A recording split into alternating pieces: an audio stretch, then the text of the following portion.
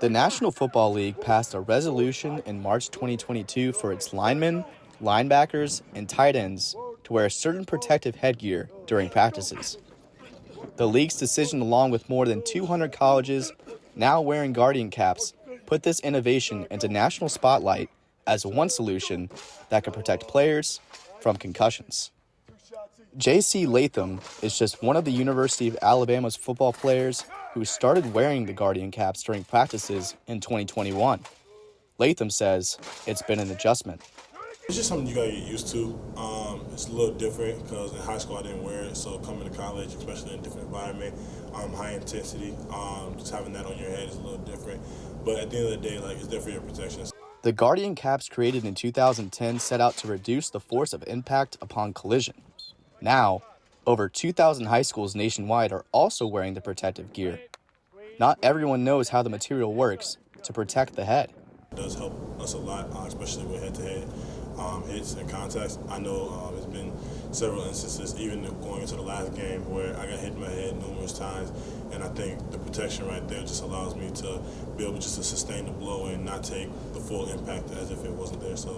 Central High School football coach Rodney Bivens says his school in Tuscaloosa is ready to start using the protective gear, but there are still questions to be answered.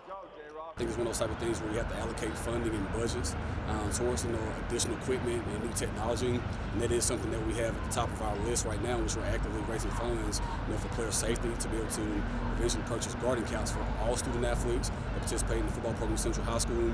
The $70 cost of just one guardian cap isn't the only issue that must be tackled for them to be relevant in the future. The lack of independent studies conducted and weight of the guardian caps has concussion experts skeptical of their impact. Dr. Jessica Wallace has studied concussions since she started her career in 2006 as an athletic trainer. Wallace has published more than a dozen articles on athletes with concussions. I think anytime you're, like I said, adding more weight to the head in addition to the helmet, it becomes more dangerous. Wallace is not the only concussion expert with questions surrounding guardian caps. Dr. Rodney Brown has been an athletic trainer at Central High School for more than a decade. He says there is more work to be done before determining this is the only solution for concussions.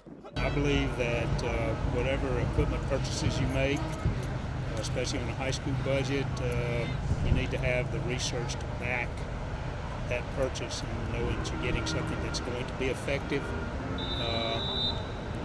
So if it shows some really good results with good data that indicates that yes, they are effective at preventing concussion and reducing the amount of impact, I would definitely recommend it. If guardian caps show more independent research, it could mean more schools allocating the funding for them. The experts will continue to research and weigh out the pros and cons from the use of guardian caps.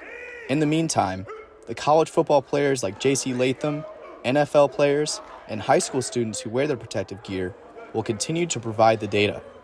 Their experiences could determine if guardian caps help and if we will see a decline in concussion injuries. For the University of Alabama, I'm Sam Thornton reporting.